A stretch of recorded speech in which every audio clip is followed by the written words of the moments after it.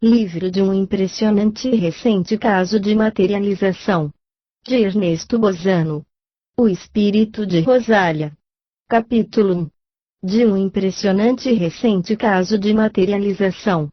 Devo antecipar que o presente capítulo consiste em um artigo meu, elaborado para a revista Pesquisa Psíquica, artigo que não foi publicado devido à brusca suspensão da revista após o advento da guerra, setembro de 1939.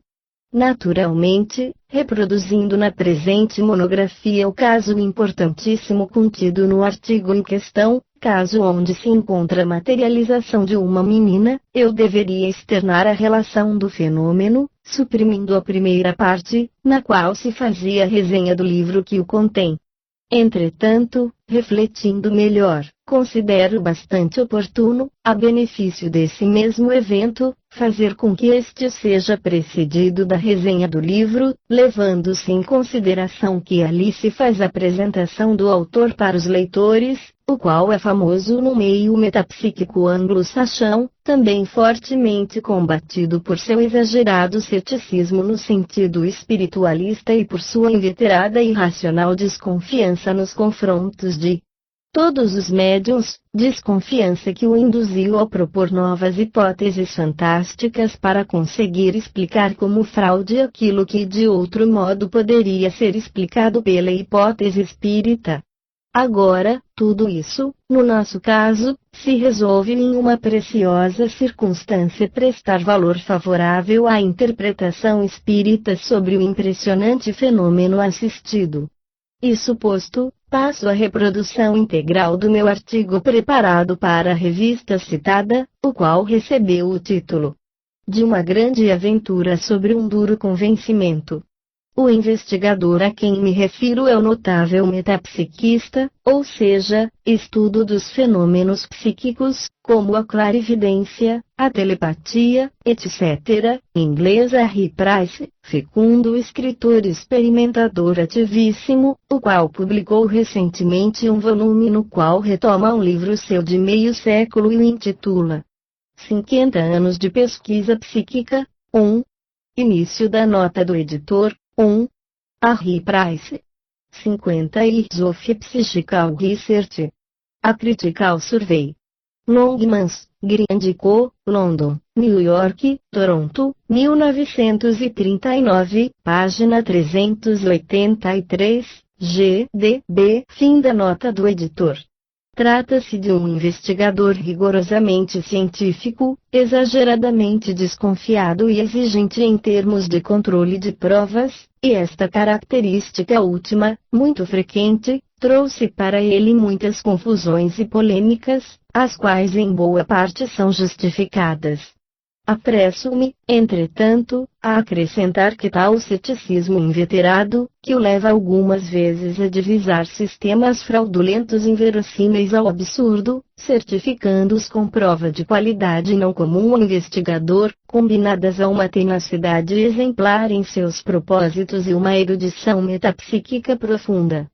Em suma, ele é um benemérito da pesquisa psíquica e a leitura de sua obra é quase sempre interessante e instrutiva, sob a única condição de que aquele que o lê fique precavido contra o risco de tudo acolher como boa moeda de sua argumentação.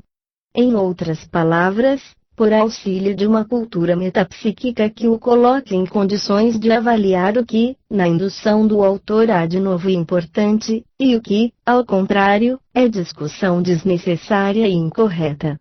Do mesmo modo, que o coloque em condições de discernir aquilo que, na crítica de investigações de outros, ou na acusação infligida aos médiuns, há de reticente, consequentemente, de distorcido, apesar da boa-fé.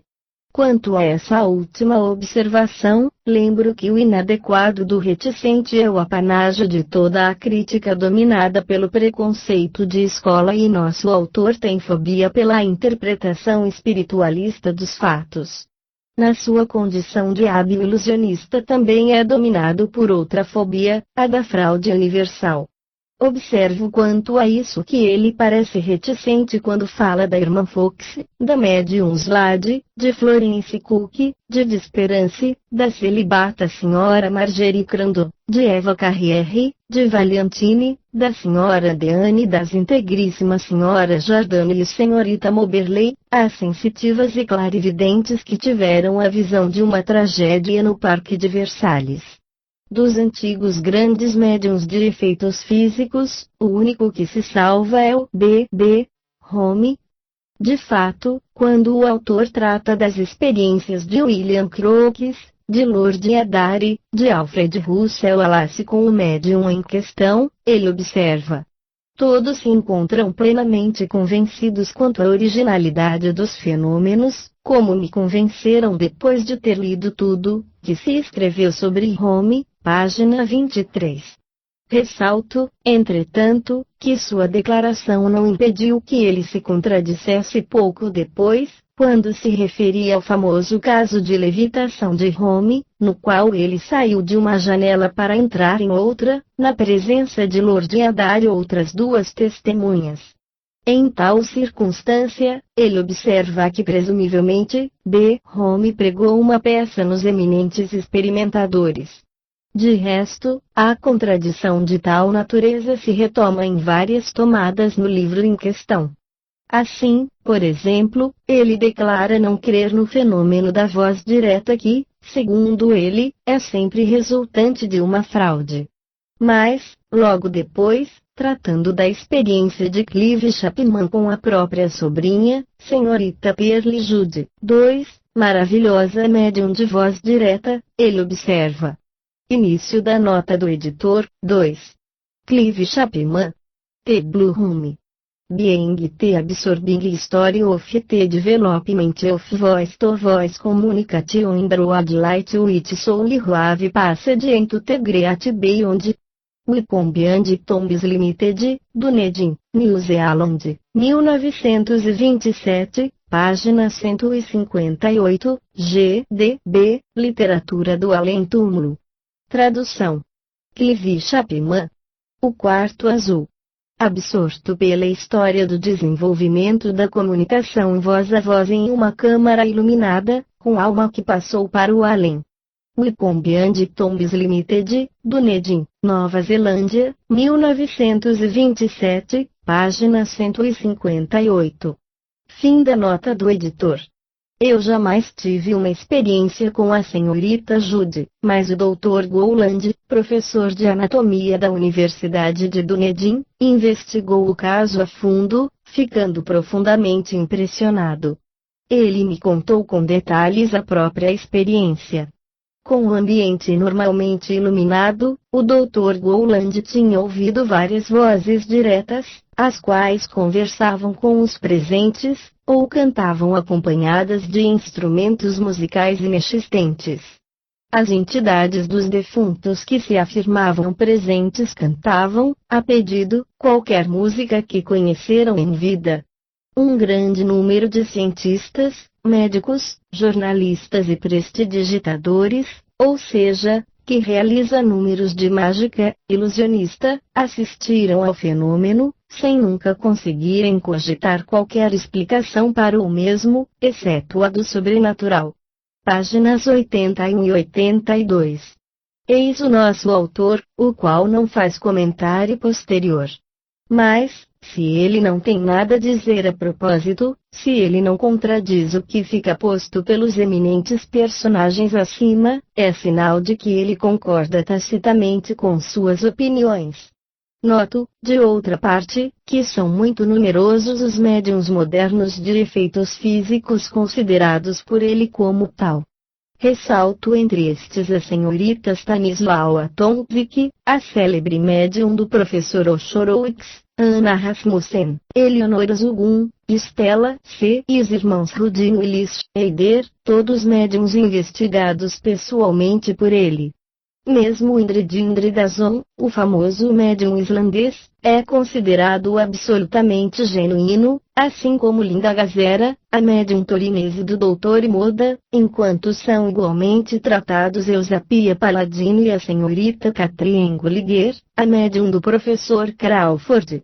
Entre os médiums de efeito inteligente, ele reconhece como absolutamente genuínas a senhora Osborne Leonard, a senhora Curran, a senhorita Cummins, a senhora Eileen Garrett, a senhora Esther Doden, a senhora Stella Roberts e tantas outras.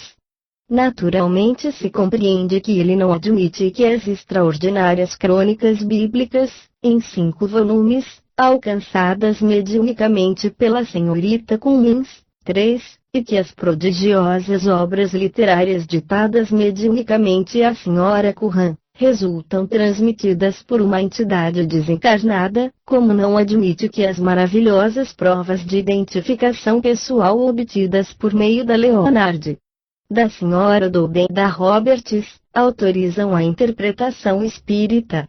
Início da nota do editor, 3. Ver Literatura d'Oltretomba, de Ernesto Bozano, Bompiani, Milão. GDB, Literatura do Além-Túmulo. Fim da nota do editor. Ele prefere a hipótese do emergente, sobre a qual observa.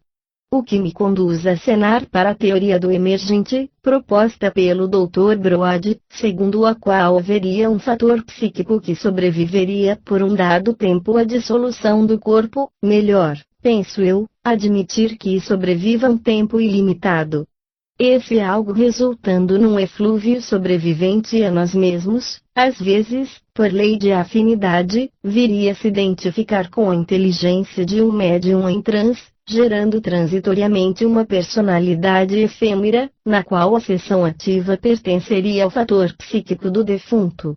O que há de sugestivo na hipótese do Dr. Broad consiste na circunstância da personalidade efêmera, transitória em relação ao médium, que emerge, ou é gerada devido à conjugação ocorrida, o que explicaria o motivo pelo qual ela resulta em condição de fornecer particularidades ignoradas por todos, sobre a existência da antiga posse do fator psíquico temporariamente imerso, página 200. Como os leitores observarão, essa teoria do emergente é a mesma do fator psíquico inconsciente citada por mim e refutada na primeira parte da presente monografia, teoria por sinal gratuita, fantástica e tola, que não merece ser levada em consideração, mas que o nosso autor, na falta de melhor, acolhe, uma vez que o coloca em posição de explicar de algum modo os fatos sem aludir à interpretação espiritualista dos mesmos. De um outro ponto de vista, observo que o livro de Harry Price resulta sobretudo de ordem técnica porquanto contenha nesses longos capítulos dedicados a métodos melhores para avaliar cientificamente a tão discutida experiência denominada percepções extrasensoriais, e outros longos capítulos nos quais se enumeram e se descrevem as fraudes dos médiums, ou se elencam médiums pegos em fraude. Seguem outros capítulos em que se fala dos instrumentos mecânicos e elétricos que concorreram para a construção de um perfeito laboratório metapsíquico, e por aí vai.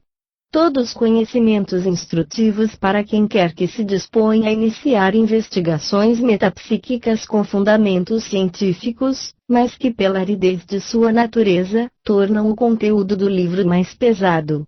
As experiências pessoais do autor com numerosos sensitivos e médiums resultam sempre interessantes, mas não trazem nada de novo, salvo por uma sessão notável na qual se materializou uma menina, filha daquela que no círculo era médium, materialização que ele pode experimentar em condições de experimentação disposta por ele mesmo. Disponho-me, portanto, a relatar em resumo expandido esse evento memorável, destacando de antemão uma circunstância curiosa. O nosso autor precede o caso com uma página de explicações, na qual se observa que ele está bastante ansioso por desculpar-se com os leitores por lhes infligir um caso de materialização genuína. Ele o inventor da famosa teoria da regurgitação, segundo a qual a circunstância embaraçosa dos véus abundantes em que se envolvem os fantasmas materializados para se protegerem do efeito deletério da luz, véus que não se encontram no médium, deriva do fato de que os médiums os engolem antes, depois regurgitam e se valem disso para enganarem o próximo, para então engolirem novamente. E eis porque não são encontrados. Enfim, reproduzo alguns trechos da página interessante de que tratamos. Ele começa assim. É com grande hesitação que decido publicar o relato que segue, uma vez que não assisti mais que uma única sessão. Embora eu esteja convencido de ter tomado todas as precauções possíveis que me foram sugeridas por uma longa experiência sobre o tema, ainda é possível que eu esteja enganado. Mas, se fui enganado, de que maneira foi possível me enganar? E quais motivos para me enganar tinham as integríssimas pessoas que me convidaram para a sessão? Eu escrevi o relatório poucas horas depois do evento e no dia seguinte o dei aos editores do presente volume para que lessem. Então eles, depois de ponderada reflexão, foram de opinião de que deveria ser publicado, todavia fazendo com que fosse precedido da devida reserva. Concluindo, embora eu publique o relatório dessa interessante sessão, a qual no momento me impressionou profundamente, suspendo todo juízo acerca do fato de que a materialização que observei fosse ou não uma menina rediviva, página 131. Como se viu, o ansioso autor se apega à chance de deixar para os editores a responsabilidade de uma publicação tão perigosa. Foram eles que induziram o simplório a publicá-la. E, se é assim, sua honra está salva. As origens da grande aventura ocorrida com um cético endurecido surgem da circunstância de que em Londres há famílias que têm sessões privadas importantíssimas, sobre as quais ninguém nada sabe, já que se trata de reuniões consideradas sagradas para quem as assiste, nas quais se apresentam manifestações marcantes aos familiares mais íntimos. Agora, acontece que o nosso autor fez com o rádio uma conferência sobre uma casa assombrada, investigada por ele mesmo, em boa parte obtendo êxito. Tais relatos foram publicados e uma pessoa de cuja casa se obtiveram importantes manifestações dessa natureza, lendo o relatório de Price e observando seu ceticismo quanto aos fantasmas assombradores, mas ao mesmo tempo apreciando os seus métodos rigorosos de investigação postos em obra, decidiu-se a telefonar para ele e convidá-lo para assistir a uma sessão em sua casa, na intenção de convencê-lo de que não apenas existiam fantasmas assombradores, mas existiam também fantasmas materializados. Caso ele aceitasse o convite, deveria prometer não revelar o nome dos experimentadores, nem o endereço da casa. Price, então, continua. Fiquei surpreso com as condições que me eram oferecidas. Ser-me-ia concedido qualquer controle do ambiente e dos experimentadores antes que se iniciasse a sessão.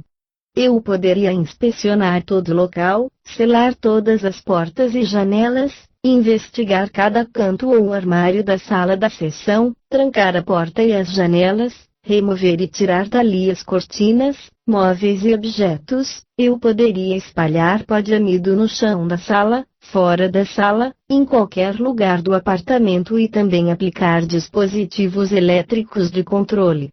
Enfim, eu poderia revolver os bolsos de todos os presentes, tanto antes quanto depois da sessão.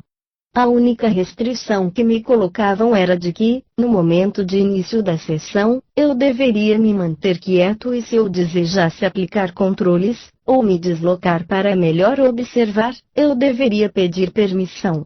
Fiquei muito bem impressionado com o que me era proposto por telefone, disse a minha interlocutora, que responderia por carta.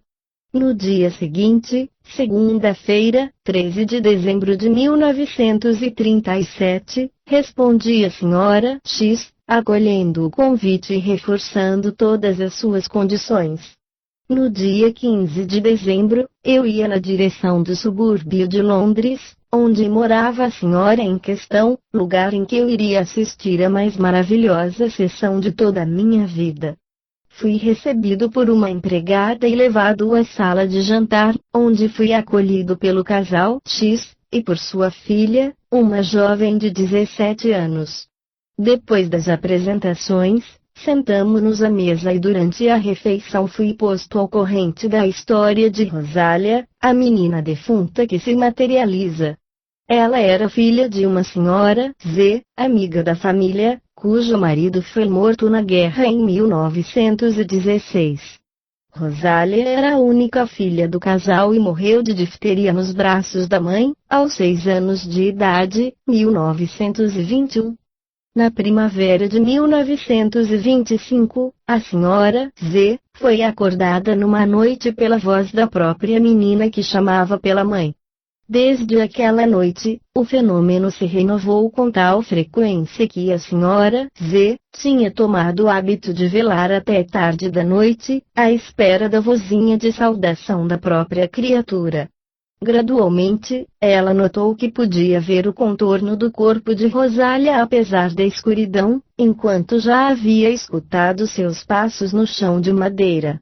Finalmente, ocorre que, havendo alongado um braço na direção da forma da menina, esta agarrou sua mão entre as suas.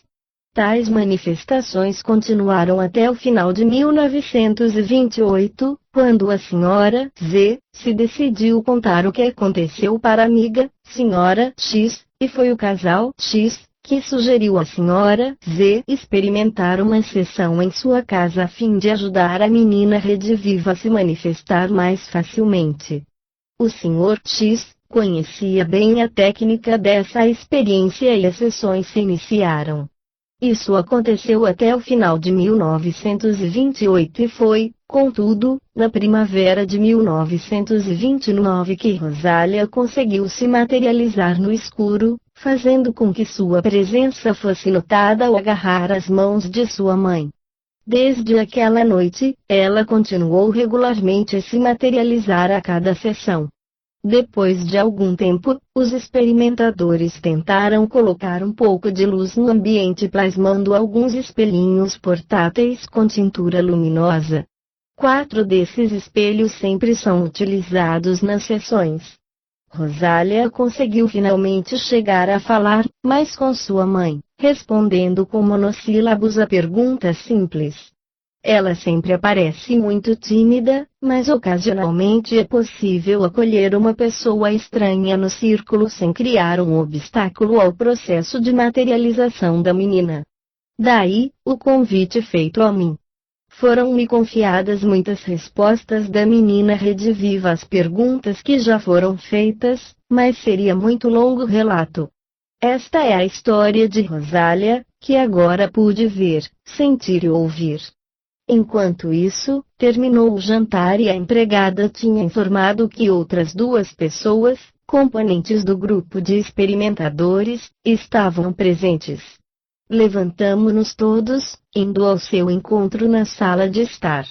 Ali, fui apresentado à senhora Z, a qual é uma graciosa senhora francesa de 50 anos. Ela me disse que estava feliz e honrada em me conhecer, mas lamentava não ter podido trazer à sessão o meu amigo, Sr. Lambert, e isso porque temia que, admitindo 2 pessoas estranhas ao mesmo tempo, poderia perder a manifestação, dada a timidez de Rosália. O outro participante era um jovem de pouco mais de 20 anos, o qual chamarei de Jimmy, e que me pareceu interessar-se sobretudo pela simpática filha do casal, X. Deixo de citar uma longa página em que o autor descreve as medidas de controle tomadas, sondando todo o local, trancando portas e janelas, colocando sua própria assinatura sobre as tiras de lacre, espalhando um pouco de amido sobre vários lugares, e me limito a relatar o que fez na sala da sessão. Ele escreve: tendo reunido todos os componentes do grupo na sala da sessão, olhei ao redor para ver quais disposições deveriam tomar. decidido que as cortinas, os ornamentos, o relógio, os quadros, os cestos de trabalho eram ali inúteis, seria melhor levá-los para outro lugar e assim foi feito. Depois disso, fechei a porta girando a chave 2 vezes, coloquei a chave no bolso e coloquei selos nos batentes da porta. Tratava-se de tiras de latão presas à madeira e mais 4 tiras de fita adesiva cruzando os batentes da porta, sobre as quais coloquei minha assinatura e fiz o mesmo com as 2 janelas, de modo que eu estava bastante seguro de que ninguém poderia entrar no ambiente por nenhuma parte. Todavia, restava controlar a lareira e, por um momento, fiquei constrangido em fazê-lo. Mas, depois tive a ideia de estender sobre a grelha, exatamente alinhado ao tubo do duto, um grande jornal que eu tinha no bolso, sobre o qual espalhei bastante amido em pó e sobre o pó tracei com o dedo indicado as minhas iniciais. Ninguém poderia descer do duto sem revolver o amido. Tendo com isso impedido qualquer comunicação com o exterior, dediquei-me a sondar o interior e, com a ajuda do Sr. X, removi o sofá grande, depois a cômoda pesada, esvaziando cada gaveta dela. Quanto ao sofá, eu o revirei, pisei em suas almofadas e pressionei o assento com todas as minhas forças, fazendo as molas rangerem. Terminei minha inspeção abrindo até o gabinete do rádio, que não apresentava nada de incomum. Quando chegou a vez de examinar as pessoas, já se compreende que, em nome das convenções sociais, me abstive de inspecionar as saias das 3 senhoras, mas pedi permissão de fazê-lo nas roupas do Sr. X e do Jimmy, os quais imediatamente puxaram seus bolsos. Apalpei seus corpos, de modo a me convencer de que não tinham nada de suspeito que pudessem utilizar para a simulação do fenômeno esperado. As 2 senhoras anciãs, as quais tinham me advertido sobre meu constrangimento por eu ter me abstido de examiná-las, de pronto aderiram à minha proposta de que eu ficasse entre elas. A última medida que tomei antes de apagar as luzes foi a de espalhar amido em pó diante da porta e na lareira, em seguida determinando os locais onde ficariam os componentes do grupo. Quando a sessão se iniciou, eram 9h10. 4 espelhinhos foram depositados à nossa frente, no chão, com a superfície fluorescente para baixo. Antes, a luminosidade deles era fortemente reavivada, expondo a luz intensa de uma lâmpada elétrica. O Sr. X informou que podíamos conversar com voz baixa até que nos pedissem para parar.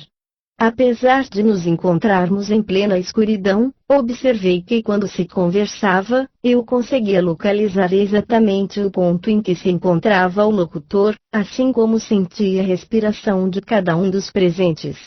Depois de uns 20 minutos de conversa tranquila, o Sr. X observou que seria melhor parar para tentar sintonizar o ambiente com vibrações musicais. Ele teve alguma dificuldade em encontrar ritmos musicais adequados nas transmissões do rádio, mas finalmente encontrou uma transmissão. Mal a rádio entrou em ação, observei que a minúscula lâmpada do interior do quadro de estações do rádio iluminava suficientemente nosso grupo de modo que eu podia ver distintamente as sombras de todos os experimentadores. A essa altura, a mãe de Rosália se pôs a soluçar. O Sr. X interrompeu a música, retomando seu lugar. Pediu-se que ficássemos quietos. Ninguém falou mais. Pouco depois, o silêncio solene foi interrompido pela Sra. Z, que sussurrou, soluçando, o nome de Rosália, para depois continuar a repeti-lo com breves intervalos de cerca de 20 minutos. Algumas vezes, também a Sra. X fazia o mesmo. Ambas soluçavam em silêncio. Fui advertido de que aquela sessão era revertida de um caráter sacro, mas eu não esperava por uma emoção tão vibrante. Quando o relógio da sala bateu as 10 horas, a Sra. Z deu um grito de comoção e depois murmurou: Rosália! Meu anjo! A Sra. X se inclinou para mim, sussurrando em meu ouvido: Rosália está presente. Não fale. Naquele instante eu vi que havia alguém perto de mim. Eu não via nada, nem ouvia, mas me invadia uma sensação olfativa muito estranha, agradável, a qual não havia antes, no ambiente. Ninguém falava. Reinava um silêncio impressionante, interrompido somente pela intensa emoção da mãe. Compreendia-se que naquele momento ela acariciava a filha rediviva. Então, à esquerda, no chão, ouviu-se um leve som de pezinhos que se moviam e me senti tocado levemente no dorso da mão esquerda, que eu tinha sobre o joelho, não se fazia corrente. Era um toque suave de uma mãozinha levemente quente. Não tive coragem de me certificar se ela tinha me tocado. Enquanto isso, a senhora Z, ao meu lado, continuava a conversar murmurando e soluçando com sua criatura. Depois de alguns minutos, a senhora X pergunta à mãe de Rosália se eu poderia tocar a menina materializada.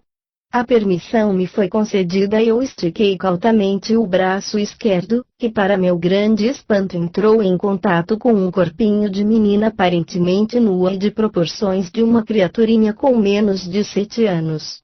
Passei lentamente a mão sobre seu tórax, chegando ao queixo e então à bochecha. Sua carne era aquecida, embora não tão quente quanto a carne de uma criatura viva. Coloquei o dorso da mão esquerda sobre sua bochecha direita. Era uma carne suave e morna, enquanto observava distintamente a respiração da menina. Levei novamente a mão ao tórax, observando distintamente o movimento da respiração. Desci apalpando o corpinho até a coxa, depois apalpei o úmero, as costas, então as perninhas e os pezinhos. Eu tinha apalpado um corpinho absolutamente normal de menina, cuja estatura aparentava cerca de 3 pés e 7 polegadas. Ela tinha cabelos longos e suaves que caíam sobre as costas. Não tenho palavras para expressar o imenso espanto que me causou enquanto apalpava aquela forma materializada e era um misto de supremo interesse científico combinado a um sentido obstinado de incredulidade, reação inevitável àquilo que de inacreditável me acontecia. Eu não esperava assistir a um milagre desse tipo. Seria mistificação? Mas se eu estava mistificando, mistificava também a mãe. Isso era impensável. Quanto à mãe, certamente não atuava em um palco. Perguntei se eu poderia apertar os braços de Rosália. Responderam-me que eu poderia me aproximar colocando minha cadeira ao lado dela. Assim fiz e com isso fui capaz de operar com ambas as mãos, com as quais conseguia palpar o corpinho da menina com maior precisão, centímetro por centímetro. Eu disse para mim mesmo: se essa menina é um espírito, então não há diferença entre os espíritos e os seres vivos. Peguei o braço direito da menina para medir sua pulsação, a qual batia com ritmo acelerado. Julguei que chegasse a 90 batidas por minuto. Coloquei o ouvido na região do coração, observando ali distintamente a batida. Enfim, fechei ambas as mãos da menina entre as minhas e voltando-me para o Sr. X, a sua filha e a Jimmy, os convidei a falarem de modo que eu pudesse ter certeza de que estavam em seus lugares. E eles, então, o fizeram. Quanto à senhora Z e a senhora X, estavam ao meu lado e eu as podia tocar com as mãos. A essa altura, perguntei à senhora X se a senhora Z poderia me conceder uso dos espelhos luminosos.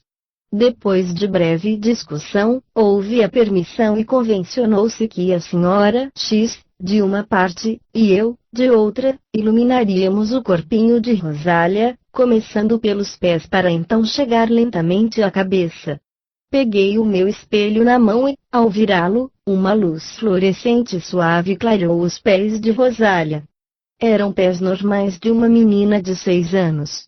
A senhora X iluminava o lado esquerdo da forma com seu espelho, enquanto eu iluminava de frente. Que suavidade de tecidos naquela carne infantil! Era um corpinho perfeito. Quando nossa placa fluorescente chegou à cabeça da menina, revelou o vulto de um anjinho que teria feito orgulho a qualquer mãe.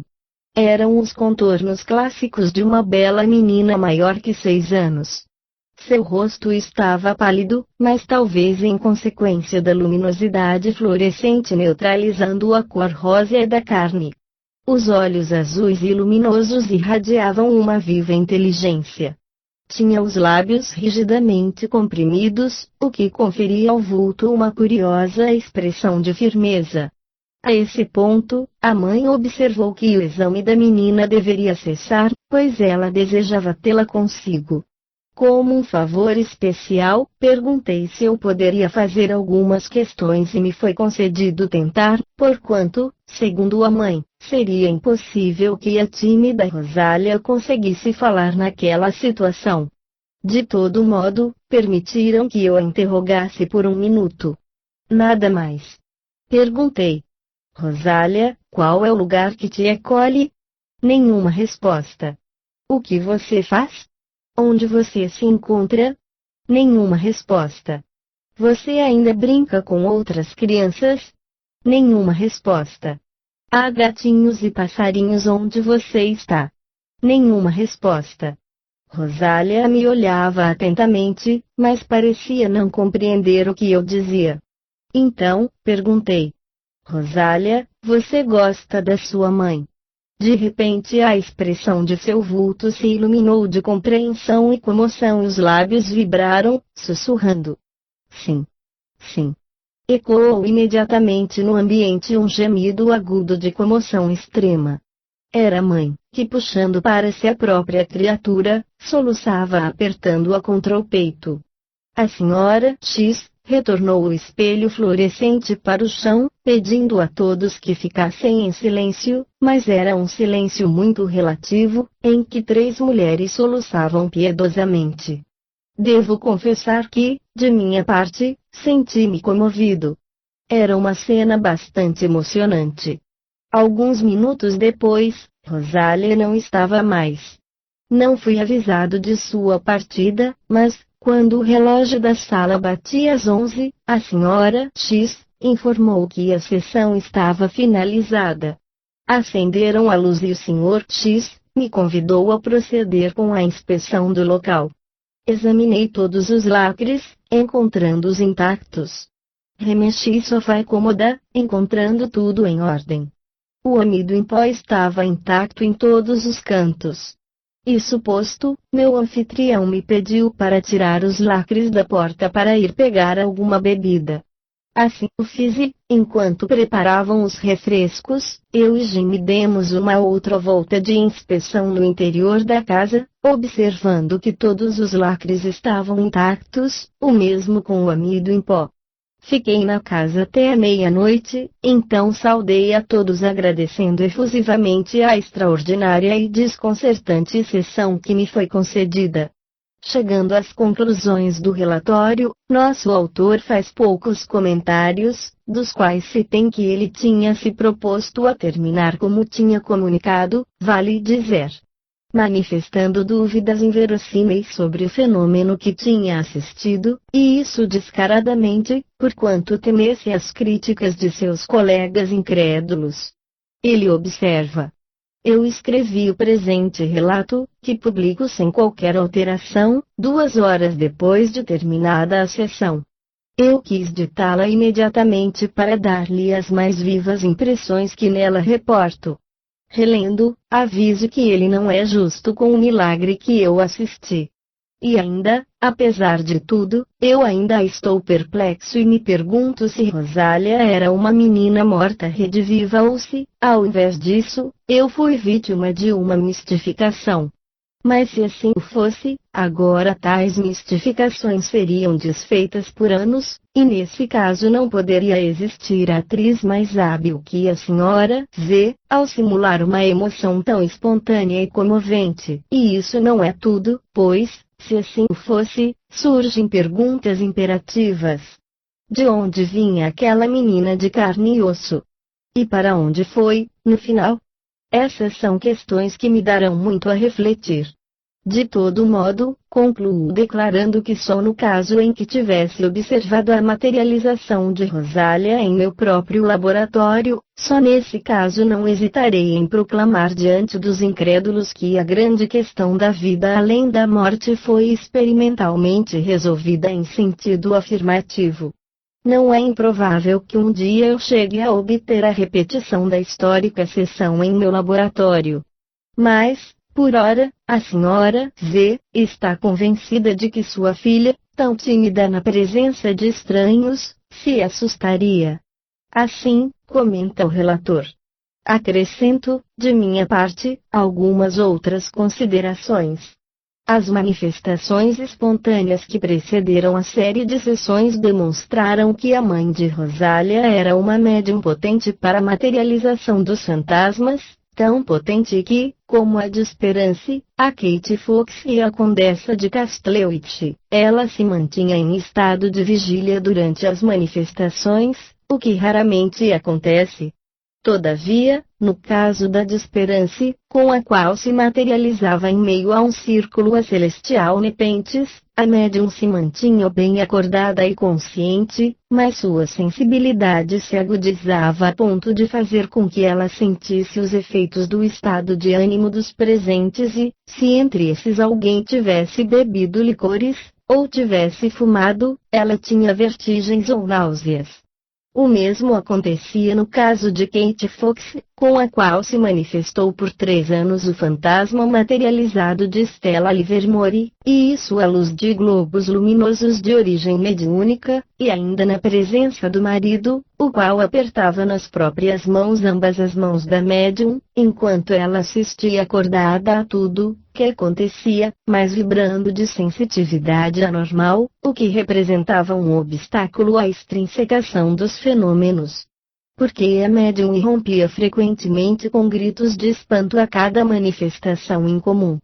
E, pior ainda acontecia com dessa de Castellwich, a potente médium de materialização de quem se refere Mad Frondoni Lacombe no livro intitulado Nervilleux Phénomènes des Laudila. 4, livro que, como já dito, foi muito considerado pelo professor Richet, por Camille Flammarion e por Cesare de Vesme. Início da nota da tradução, 4. Maravilhosos fenômenos do além. Fim da nota da tradução. Também a médium em questão ficava acordada durante a extrinsecação dos fenômenos. No entanto, encontrava-se em condições de anormal hipersensibilidade que quando aconteceu de ver o fantasma avançar para ficar diante da fotografia, irrompeu em gritos, provocando a desintegração imediata do fantasma, o qual se dissolveu emitindo um gemido de lamento. No presente caso, ao contrário, não se pode dizer que a sensibilidade da médium fosse agudizada de modo anormal, porquanto sua comoção diante da própria filha rediviva resulta mais que nunca legítima para uma mãe. E, além disso, não parece que seria indício de agudização sensitiva, o que provavelmente é devido à circunstância de que quem se materializava era a filha da própria médium, então carne de sua carne, ao lado do fato de que se tratava da materialização de uma menina, o que reduzia a uma proporção muito moderada a substância ectoplásmica necessária para criar o corpo. Que se considere, quanto a isso, que a contribuição da médium no processo de materialização se reduz a bases químicas indispensáveis ao efeito, e que tais bases não resultam fornecidas exclusivamente pela médium, porquanto contribuam mais ou menos todos os experimentadores, dado que 4/5 da substância componente da forma materializada é subtraída da atmosfera ambiente sob a forma de oxigênio, nitrogênio e saturação aquosa. Isso posto, e porquanto se refira ao potente caso aqui considerado, é fato que agora encontramo-nos na presença de um autêntico e invulnerável fenômeno de automediunidade, no qual uma menina materializada foi vista, reconhecida, identificada 100 vezes pela própria mãe, com o precedente teoricamente importante de que por outros 3 anos a mesma menina já se manifestava espontânea e repetidamente para a mãe.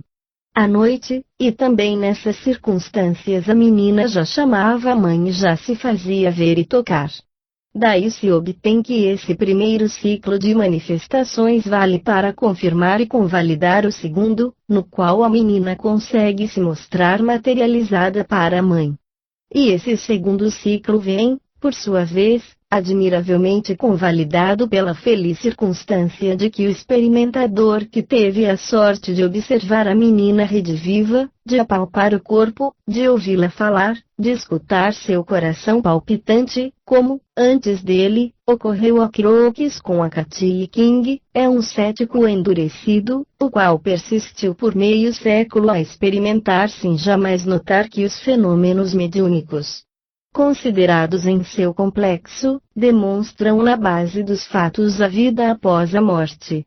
Dessa vez, entretanto, no relato do autor, revelam-se frases espontâneas que traem seu verdadeiro estado de ânimo atual, revelando que ele está bem certo, ou melhor, certíssimo, de ter visto, de ter apalpado, de ter falado com uma menina defunta rediviva.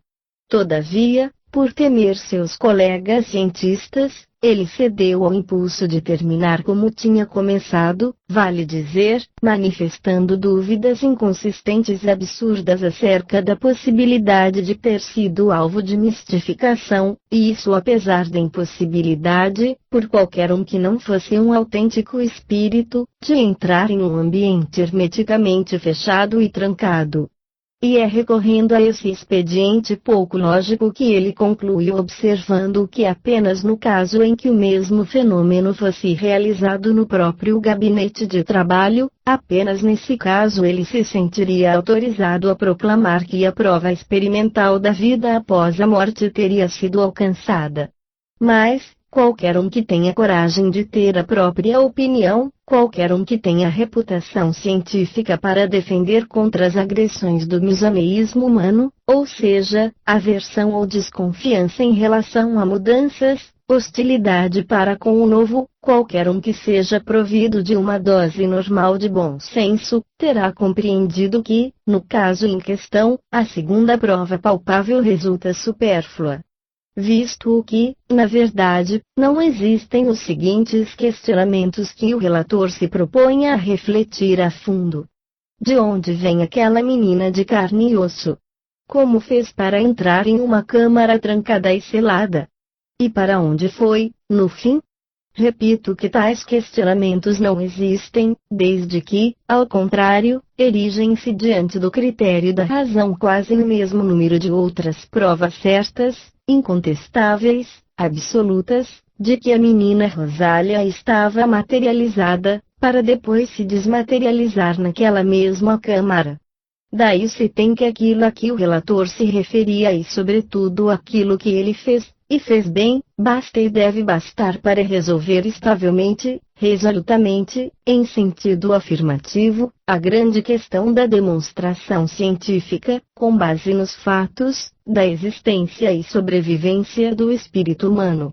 Já se compreende que, com essa afirmação, estou bem longe de pretender que os representantes do saber reconheçam que se tenha alcançado a meta suprema de cada indagação filosófica e, consequentemente, que a ansiosa dúvida que cada mentalidade reflexiva em vão remexe a si mesma sobre o mistério imperscrutável do ser, tenha cessado de existir para a humanidade civilizada. Nada disso. Considere-se, a propósito, que esse novo ramo do conhecimento pelo qual se consegue resolver o mais intrigante mistério de todos os tempos ainda é ignorado no ambiente científico ortodoxo. De resto, é bom que isso aconteça. É providencial que o grandioso evento em foco não se difunda prematuramente, já que, se assim acontecesse, assistir-se-ia a um cataclismo nas instituições sociais e religiosas vigentes. Tudo isso, bem entendido, no sentido ascensional de uma crise de desenvolvimento, por obra da qual emergiria confortante verdade, a de que, em última análise, todas as religiões sempre ensinaram o verdadeiro na tríplice fórmula substancial comum a todos. A da existência de Deus, da sobrevivência do espírito à morte do corpo, da responsabilidade de nossos atos, desde que essa última proposição seja considerada em sentido relativo e proporcional à evolução intelectual de cada indivíduo singular. Ao mesmo tempo, chegaríamos a conhecer que todas as religiões reveladas resultam simbólicas, no sentido de que os rituais e dogmas que as diferenciam deveriam ser considerados o revestimento do qual necessariamente se dotam para que se adaptem às variadas gradações de maturidade intelectual e moral alcançada pela população da Terra. Civilizados, bárbaros e selvagens. No entanto, não se deve esquecer que, do ponto de vista das instituições religiosas vigentes, tratar-se-ia de uma crise de desenvolvimento subversivo dos revestimentos efêmeros de que tanto fazem caso a massa ignorante e as almas simples, pululante em qualquer que seja a classe ou hierarquia das confissões religiosas, crise que preludiaria, ou seja, inauguraria, a unificação de todas as religiões em uma só grande ideia do divino imanente no universo inteiro, a qual deveria se exprimir sob a forma de culto sem rituais e sem dogmas, privada de qualquer naufrágio antropomórfico, oficializada em reuniões coletivas de sacerdotes filósofos, nos templos do Deus único, eterno, incorruptível, infinito, sacerdotes filósofos delegados em instrução da coletividade sobre o mistério do ser, na direção da vida. Das bases morais segundo os ditames da metapsíquica revelada como a ciência da alma, culto a se completar fora dos templos de cada indivíduo, com breves períodos de recolhimento profundo diante do mais solene de todos os altares. Universo estrelado. Tendo isso em conta, ocorre que o advento de tal grandiosa concessão do ser, por demais sublimada para a nossa época, e na qual a centelha divina individualizada que se denomina homem, identifica-se, como pode, com o ser infinito impessoal do qual emana, necessita de uma longa elaboração no tempo, deve-se impor, isto é, lentamente, gradualmente, para a evolução, já não bruscamente, tumultuosamente para a revolução. Isso significa que se reconhece que os atuais representantes do saber que condenam da cátedra universitária nova ciência da alma, assim como os elementos conservadores que fazem dos púlpitos e das tribunas, devem se cumprimentar como agentes providenciais do destino. A cada um a própria tarefa. Precursores e conservadores representam os dois polos da evolução espiritual humana, ambos igualmente indispensáveis para que a ascensão da espécie no sentido de uma iluminada meta angelical, proceda cautamente, ordenadamente, sem atropelos, choques e interdições perniciosas. Isso dito de um ponto de vista da ordem geral.